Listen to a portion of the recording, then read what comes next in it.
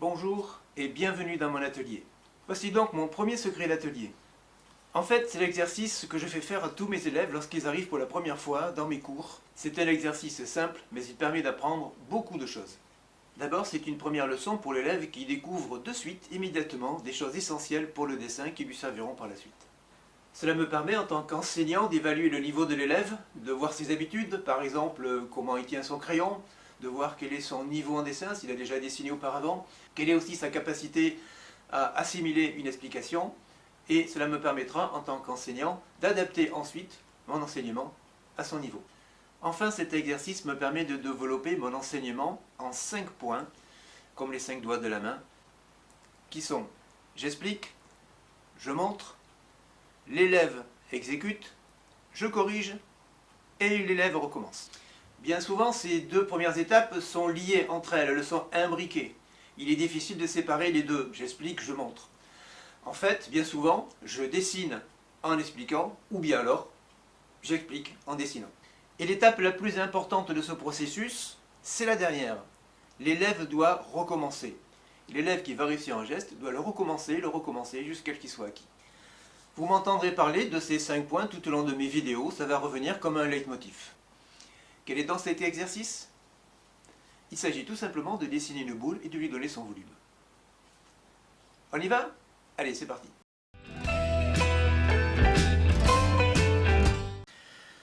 Voilà, on va s'y mettre.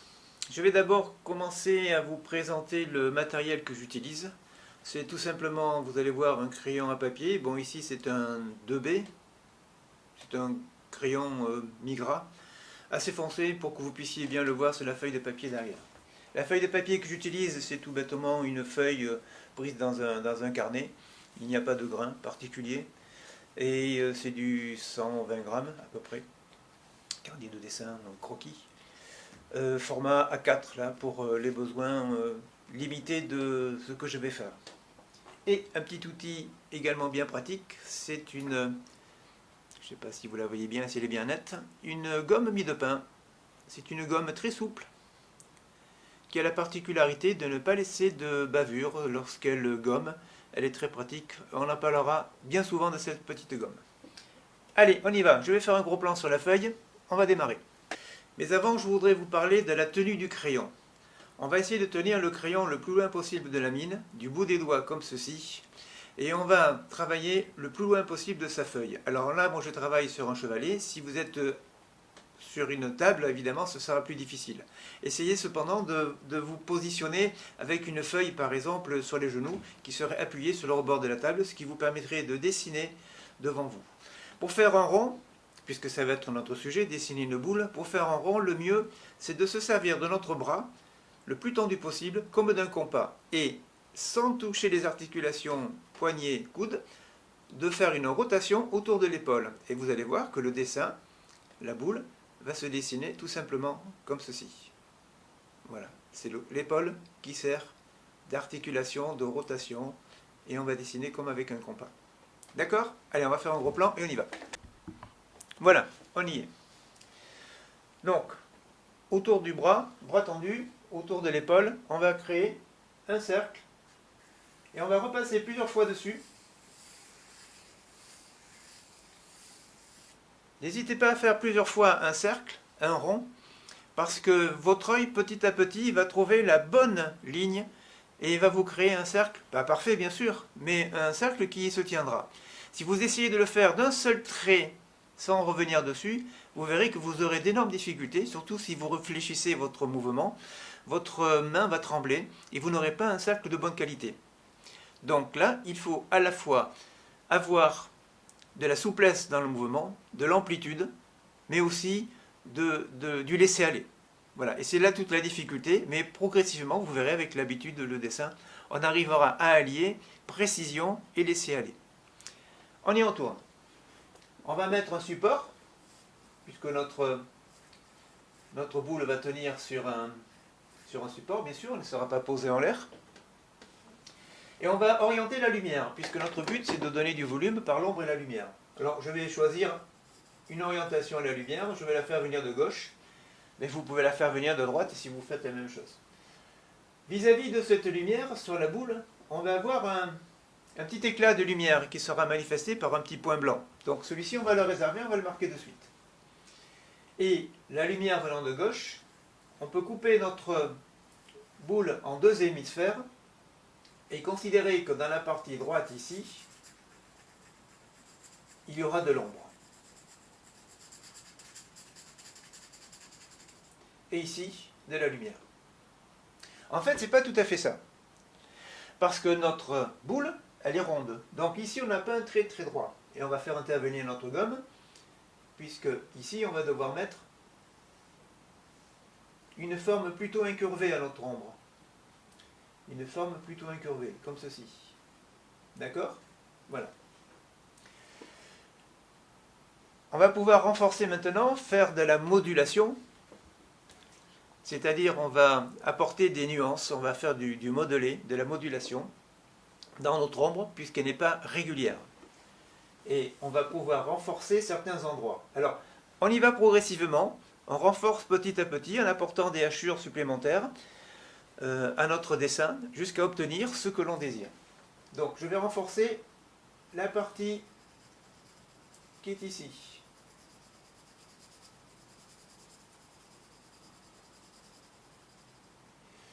Et puis, petit à petit,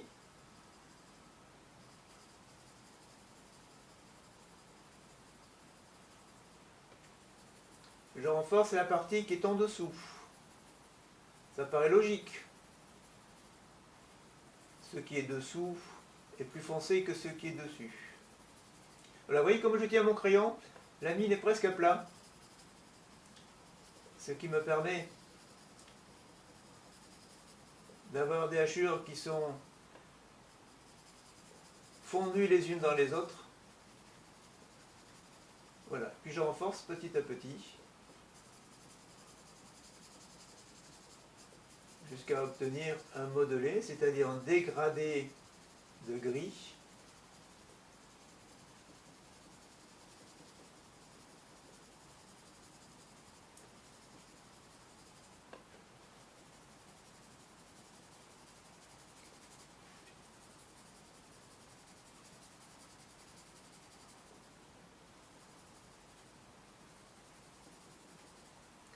Voilà, on renforce progressivement.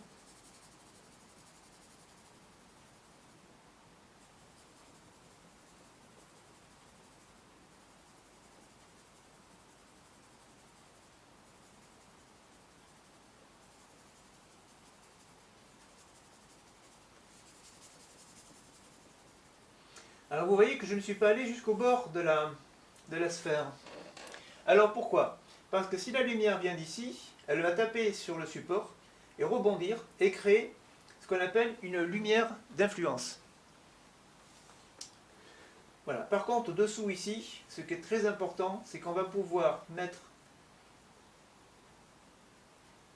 un point très fort comment dire, de foncé. Vous observerez les objets lorsqu'ils sont posés sur un support, bien souvent, pas toujours, mais lorsqu'ils ont un petit arrondi en dessous, il y a une ligne, il faut que je me mette là, il y a une ligne en dessous. Je vais prendre un exemple, je vais prendre un pot et je vais le poser devant vous. Vous voyez qu'il y a sous l'objet une ligne noire plus soutenue qui pose l'objet sur son support. D'accord? Observez les objets qui sont posés devant vous et observez, cherchez cette ligne foncée. C'est-à-dire dans votre dessin, c'est ce qui va poser l'objet sur le support et qui va éviter qu'il flotte au-dessus. Vous voyez, dès que je le pose, l'objet, dès que je le pose, la ligne foncée apparaît. D'accord? Donc ça, c'est une chose très importante. On va maintenant essayer de délimiter, grossièrement, l'ombre que l'objet fait sur son support. Alors si la lumière a cette orientation, la lumière va venir frôler l'objet ici et taper le support à ce niveau-là. La lumière, puisque les rayons sont parallèles bien souvent, voilà, la lumière va venir frôler l'objet ici et taper le support là, et donc notre ombre va se développer sur cette distance-là. Et comme notre objet est rond, la forme de notre ombre sera un ovale.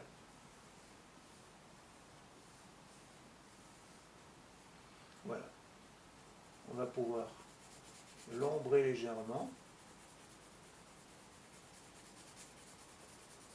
et la renforcer à proximité de l'objet.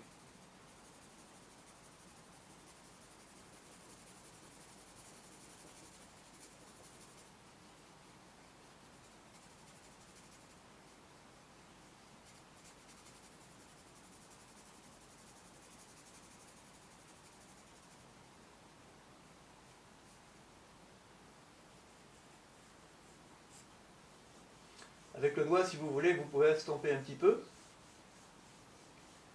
Cela vous permettra d'avoir plus de régularité et de douceur dans votre dessin. Voilà. Et avec votre doigt, en salissant, vous pouvez apporter un petit peu de dégradé également supplémentaire. Alors je vais apporter aussi du dégradé de ce côté-là, du côté de la lumière.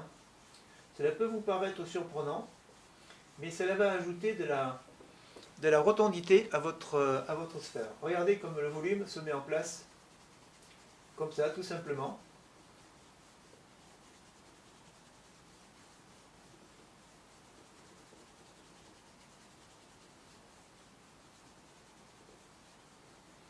Voilà. Et griser toute cette surface va nous permettre d'apporter du clair.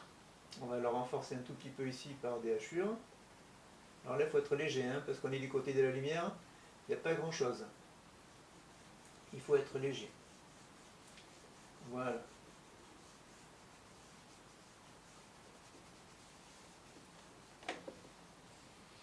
Et maintenant, avec notre gomme miracle, vous voyez qu'elle est molle, donc on peut lui donner des formes assez particulières. Voilà, donc là, maintenant, avec cet objet pointu, on va pouvoir s'en servir comme d'un outil et ouvrir le petit point de lumière que nous avions réservé pour apporter un point de lumière ici. Donc le blanc du papier va ressortir et nous aurons un point de lumière. On va pouvoir aussi estomper un petit peu, gommer l'extérieur qui était sale, il y avait plusieurs traits, voilà, on va pouvoir le reprendre.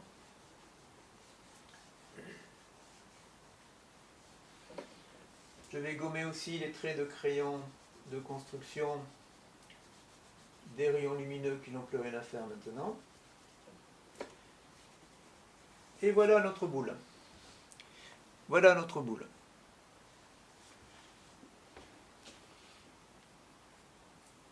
On peut après raffiner quelques petits détails là. C'est un dessin bien sûr très sommaire qui ne rentre pas dans les détails, mais qui vous montre déjà quelques principes clés de l'utilisation du crayon, de l'ombre et de la lumière, et du fait qu'il faut toujours penser aux incidences qu'il peut y avoir entre l'objet et son support. Vous voyez que cette partie lumineuse là, cette partie qui reste lumineuse ici, là, est assez importante et elle rajoute au volume que l'on peut donner. Après, vous pouvez, en fonction de ce que vous avez, renforcer certaines parties.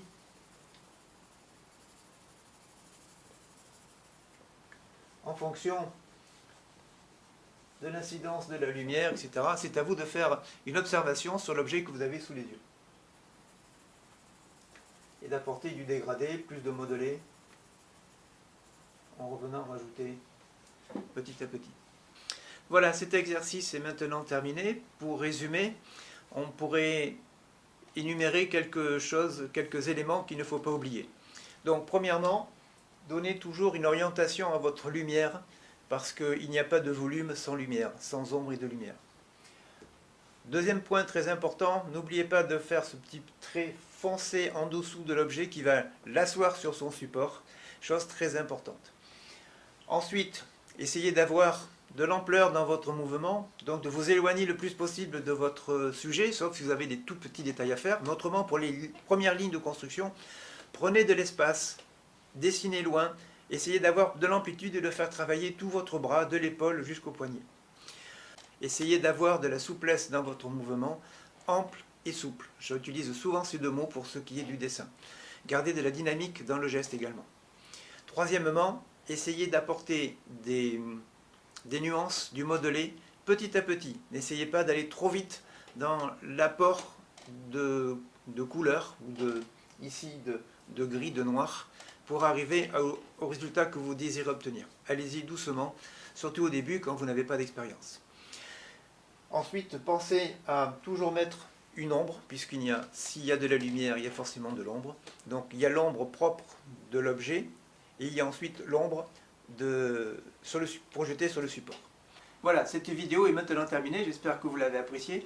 N'oubliez pas d'appuyer sur le pouce bleu en dessous, n'oubliez pas non plus de vous abonner à cette chaîne, n'oubliez pas de partager avec vos amis, et si vous le pouvez également, de me soutenir sur Tipeee. Voilà, je vous donne rendez-vous à très bientôt. Ciao!